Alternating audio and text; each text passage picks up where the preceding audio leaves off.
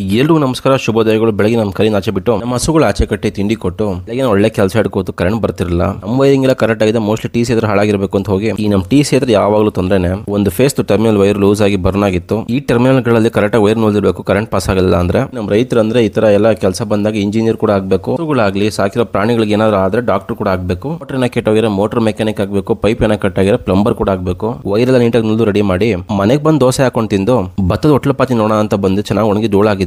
ನಮ್ಮ ಕಡೆ ಯಾರು ನೀವು ಹಾಕಿಲ್ಲ, ನೆಕ್ಸ್ಟ್ ವೀಕ್ ಹಾಕಬೇಕು. ನಿಮ್ ಕಡೆ ಹಾಕಿದ್ರ ಅಂತ ಕಮೆಂಟ್ ಮಾಡಿ. ಇನ್ನೇನು ಕೆಲಸಗಳು ಬಂತಲ್ಲ, ಬ್ರಷ್ ಕಟ್ ರೆಡಿ ಮಾಡೋಣ ಅಂತ ಎತ್ಕೊಂಡೆ. ಪೆಟ್ರೋಲ್ ಹಾಕಿದ್ರು ಸ್ಟಾರ್ಟ್ ಆಗಿಲ್ಲ, ನೋಡ್ಬೇಕೇನಾಗಿದೆ ಅಂತ. ಹಸುಗ್ ನೀರು ಕುಡಿಸಿ ಬೇರೆ ಕಡೆ ಕಟ್ಟಾಕಿ ನೋಡಿ ಪಕ್ಷಿಗಳೆಲ್ಲ ಎಷ್ಟು ಚೆನ್ನಾಗಿ ಗೂಡು ಕಟ್ಕೊಂಡಿದೆ. ಇವೇ ನಮ್ಮಂಗ ಯಾರಿಗೂ ತೊಂದರೆ ಕೊಡೋದು ಅವ ಪಾಡಿಗೆ ಜೀವನ ಮಾಡಿ ಕಲ್ತಿರ್ತವೆ. ಅಲ್ಲೊಂದಿದೆ ನೋಡಿ, ಒಂದಷ್ಟು ನಿಮ್ಮಗಳು ಬಿಟ್ಟಿದ್ವು, ಅದನ್ನ ಕಿತ್ಕೊಂಡ್ಬಂದು ಸುಮಾರು ಎಳ್ಳಿಕಾಯಿ ಕೂಡ ಬಿಟ್ಟಿದ್ವು, ಅದನ್ನ ಕಿತ್ಕೊಂಡು ನಮ್ಮ ಅಪ್ಪನ್ ಮತ್ತೆ ಬೆಂಗಳೂರು ಬಸ್ ಹತ್ಸಿ ನಮ್ಮ ಅಜ್ಜ ಬೇರೆ ಬಂದಿರೋ ಹೋಟ್ಲು ಪಾತ್ನ ಯಾವ ತರ ರೆಡಿ ಮಾಡಿದ್ರೆ ನೋಡಕ್ಕೆ. ಇನ್ನೊಂದ್ಸಲ ಹುಚ್ಚಿ ಧೂಳ್ ಮಾಡಿ ಚೆಂದ ಅಂತಿರೋ. ಇಂಟೆಗಳಿರೋದು ಸ್ವಲ್ಪ ಪುಡಿ ಆಗುತ್ತೆ ಅಂತ ಅದಕ್ಕೆ ಟಕ್ ಅಂತ ಟ್ರಾಕ್ಟರ್ ಫೋನ್ ಮಾಡಿ ಕರ್ಸಿ ಸಣ್ಣ ಪುಟ್ಟ ಇಂಟೆಲ್ ಏನು ತೊಂದರೆ ಆಗಲ್ಲ. ಭತ್ತ ಚೆಲ್ಲಿ ಮೇಲೆ ಮಣ್ಣು ಹಾಕಿ ನೀರು ಹಾಯಿಸ್ತೀವಲ್ಲ ಕರ್ಗೋಗುತ್ತೆ. ಇವಾಗ ನಿಮ್ಗೆ ಡಿಫ್ರೆನ್ಸ್ ಕಾಣುತ್ತೆ ನೋಡಿ. ಇವಾಗ ಹೊತ್ತಿರೋ ನೆಲಕ್ಕೂ ಮುಂಚೆ ಹೊತ್ತಿರೋ ನೆಲಕ್ಕೂ ಇವಾಗ ಹೊತ್ತಿರೋ ಇನ್ನೊಂದು ಸ್ವಲ್ಪ ಫೈನ್ ಪೌಡರ್ ಆಗಿದೆ. ಸಂಜೆ ಎಲ್ಲ ಕೆಲಸ ಮುಗಿಸಿ ಹಸ್ಗಳನ್ನ ಒಳಕಟ್ಟಾಯ್ತು. ಇವತ್ತಿನ ಕೆಲಸ ಇಷ್ಟೇ.